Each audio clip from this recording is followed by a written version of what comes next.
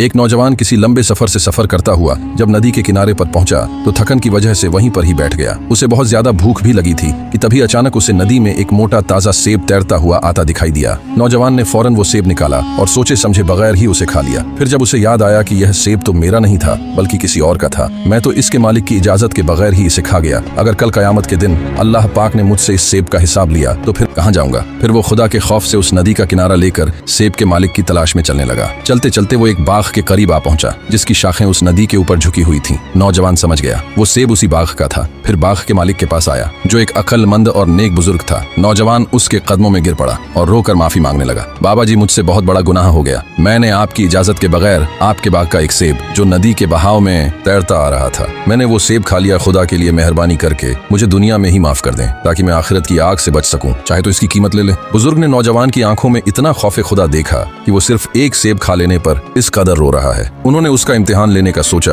और सख्ती से कहा, मैं तुम्हें तभी माफ करूंगा जब तुम 12 साल तक मेरे बाग में बगैर किसी तनख्वाह की मजदूरी करोगे। नौजवान ने जहन्नम की आग के डर से यह मुश्किल शर्त मान ली और दिन रात मेहनत व इबादत में अपने 12 साल गुजार दिए। जब मुकर्ररा वक्त पूरा हुआ तो बुजुर्ग ने एक और शर्त रख दी, तुम्हें मेरी बेटी से निकाह करना पड़ेगा जो अंधी, बहरी, गूंगी और अपाहिज है, वरना मैं कयामत के दिन इस सेब का तुमसे हिसाब लूंगा। नौजवान के पैरों तले जमीन निकल गई, मगर आखिरत के अजाब के खौफ से उसने कांपते हुए यह आजमाइश भी कबूल कर ली। निकाह के बाद जब वो बोझल कदमों से दुल्हन के कमरे में दाखिल हुआ तो डरते डरते सलाम किया, अस्सलामु अलैकुम। अचानक एक निहायत मीठी आवाज में जवाब आया, वालेकुम अस्सलाम। नौजवान ने नजर उठाई तो सामने एक बेहद हसीन और मुकम्मल तंदुरुस्त लड़की बैठी थी। वो घबराकर फौरन कमरे से बाहर भागा कि शायद गलती से किसी और जगह आ गया है। बाहर बुजुर्ग मुस्कुरा रहे थे। उन्होंने नौजवान का माथा चूमा और नम आंखों से कहा, यह मेरी ही बेटी है। मैंने इसे अंधी इसलिए कहा था कि इसकी आंखों ने कभी किसी नाम हरम को नहीं देखा, बहरी इसलिए कि इसने कभी गीबत या गाना नहीं सुना, गूंगी इसलिए कि इसकी जबान से कभी झूठ नहीं निकला,